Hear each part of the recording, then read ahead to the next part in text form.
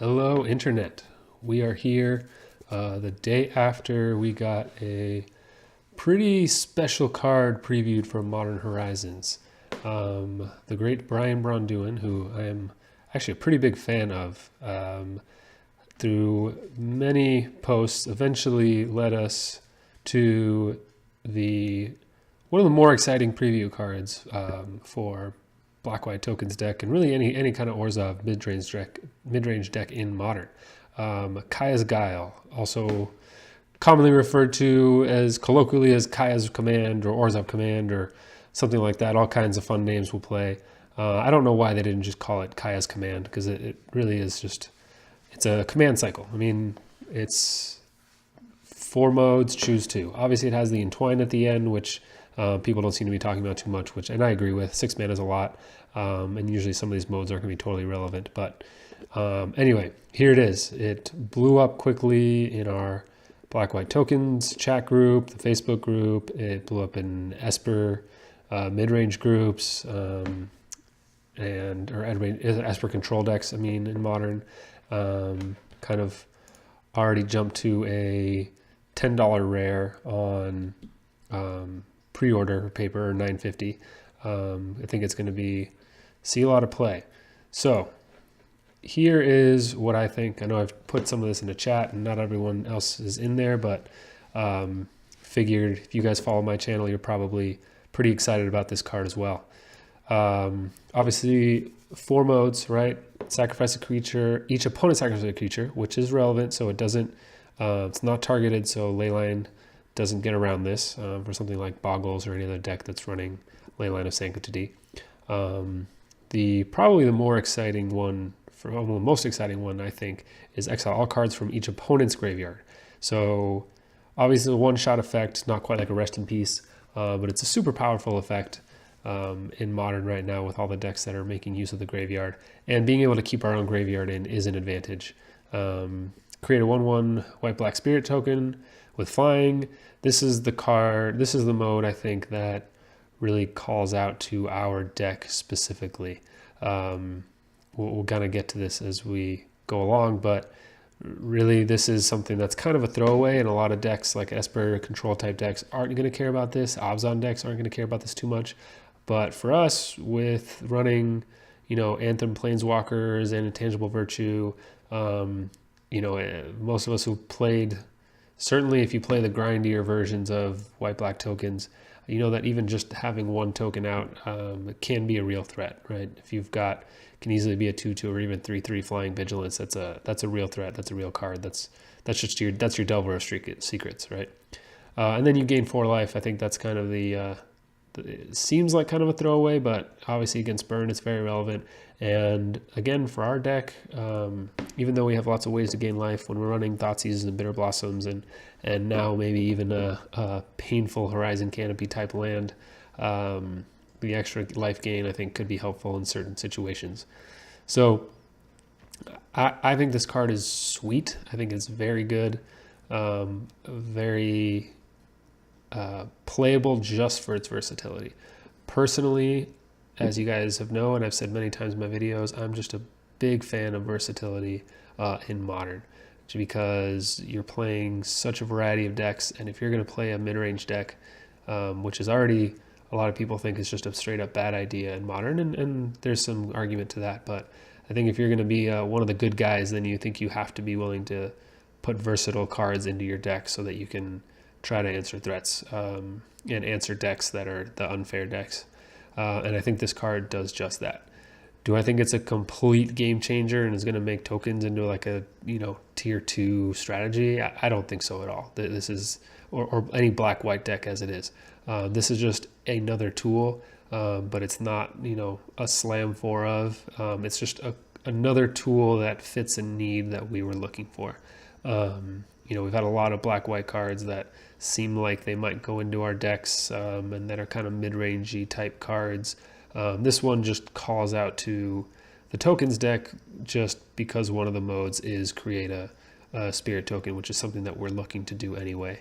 So I don't think this is like a complete game changer. I just think it's probably one of the better tools we've gotten in a long time. And I think that's good. I think the best comparison to this that people have rightfully made is Collective Brutality, right? That's actually a very strong tool that we've gotten. It's a deck card that sees a lot of play in tokens, a lot of play in any black mid-range type deck in Modern, and for good reason, right? That I think, again, in Modern, in mid-range, versatility is key, and Collective Brutality is just that. So I think to some people that has been unexciting to call this just another Collective Brutality, but I think that's actually a high compliment, because that's a card that I still like running a lot of in Modern. And yeah, people trim it, the Brutality, and they have been trimming it for a while, but I think this card's gonna be the same. I think people are gonna start with a couple copies, and eventually there's gonna be other tools, or you're gonna find yourself trimming this card because it's not kind of the flashy threat type card that we are all looking for. That said, I think it works really well with Collective Brutality, right? It does different things. It's non-targeted removal, which this one is. It doesn't discard, but it does deal with graveyard, and I think it also gains life, which is good. But what this does do is that it can create a threat. And again, 1/1 flying doesn't sound like much of a threat, but so many Modern games end up with just kind of grinding each other out, and even having one extra token lying around can be worthwhile, and especially if you find yourself with just a virtue or two sitting on the battlefield doing nothing, that one extra token is going to be big. It's also just instant speed, so adding an extra 1/1 flyer when you're trying to, can change the math. A lot of times if your opponent was going to be at 1 or 2 next turn, now you can kind of kill them with this, especially if you can maybe get rid of a blocker. So I think that's another thing that can be good. As far as the decks it helps us with, I think we need to look at that main mode I was talking about, which is exile all cards from each opponent's graveyard. I think that's the big thing, right? We've got ways to kill creatures. We've got ways to have opponents sacrifice creatures and things like Liliana if we wanted to. We've got ways to gain life. We obviously have ways to make tokens. I think the one card that or the one mode here that's really adding something, and specifically adding something to our main deck, which we haven't had, is the exile all cards from graveyard. I think that gives us a lot of points against Dredge, which obviously, we've been building our decks in a way that bought us some time for that.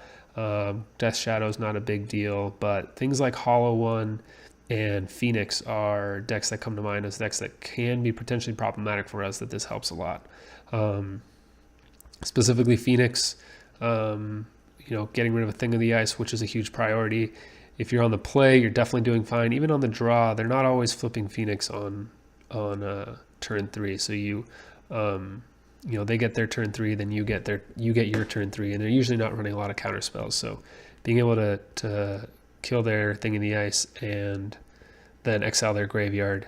If you get a Phoenix in the graveyard, great. If you get a Faithless Looting, great. But also just, there's a lot of cards that they make use of their graveyard a lot, and being able to exile that's going to be a big deal. We talked about Dredge. Obviously, exiling the graveyard is huge, and then, you can choose whether you want to make a token or gain life depending on what's relevant at the time. Or if they do already have a Bloodghast or a Prized Amalgam out, you'll make them sacrifice that creature, and then you'll exile the graveyard, which is very relevant. So that creature will be exiled along with the rest of the graveyard that way. So that's pretty strong. Against Tron, doesn't do much yet again. So here we are stuck.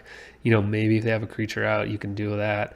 The graveyard thing's not relevant. So I think you're just, it's a card you'll sideboard out. It's just an instant way to make a 1/1 and gain some life, which is just not relevant. But Tron gets away with one yet again. But I'll get to what that means in a minute. What are the other big decks? Humans, this is always going to be good. Make a 1/1 or gain life, whatever is relevant, and having them sacrifice creatures is very real, even if it's a Noble Hierarch. You can also just spend your time, Fatal Pushing or whatever, a Noble Hierarch, or Collective Brutality kill, and then they'll have to sacrifice something real. And if they don't sacrifice a Hierarch, it's still good. That card does a lot for them. And so that's helpful for us. And then either gain a life or make a Spirit can be either way. Spirits, same thing. Burn, we obviously is great. The gain 4 life is, +1 card at least, if not, a little bit more than a card. And then you can choose whether you want them to sack a creature or make a token, whatever's better at the time. Blue-white control is interesting.